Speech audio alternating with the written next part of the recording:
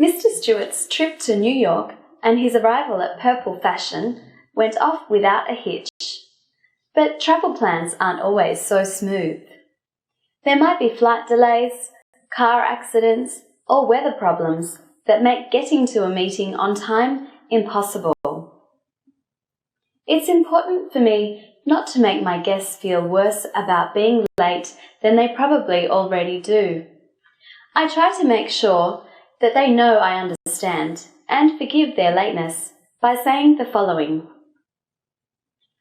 Please don't worry about it. We're just glad that you could be here today. I completely understand. Airlines can be rather unpredictable. It's not a problem at all.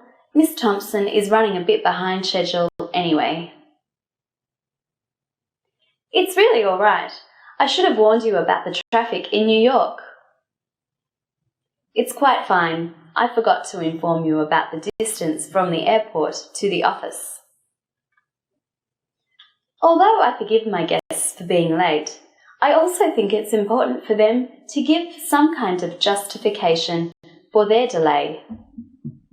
It's also equally important that they don't make it sound as if they're laying the blame on everyone and everything else.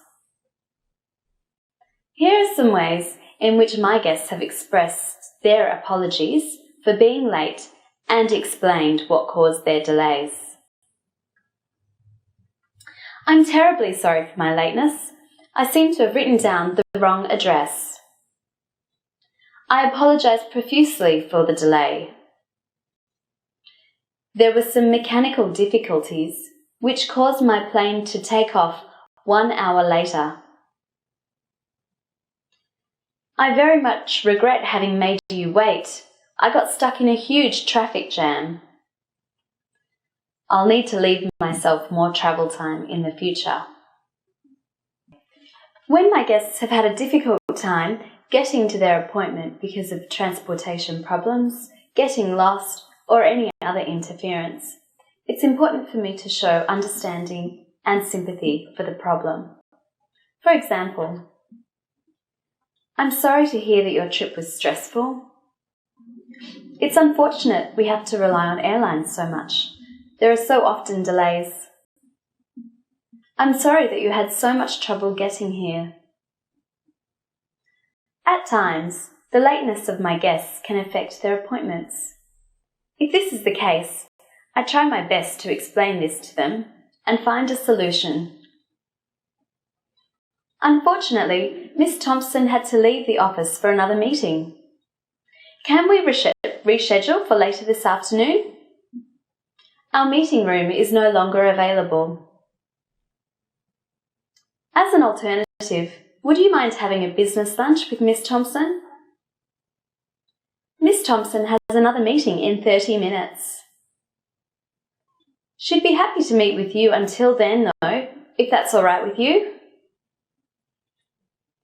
On occasion, I have a guest who's never been to New York before.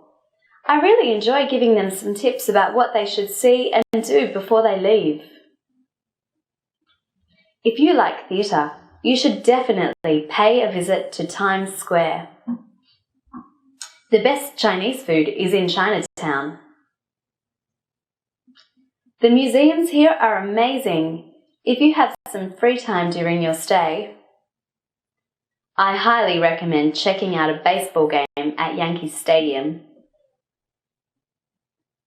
Sometimes I forget that guests have special dietary requirements. Recently, I made a reservation at a steakhouse for a vegetarian. Thankfully, she was quite polite about the mix-up.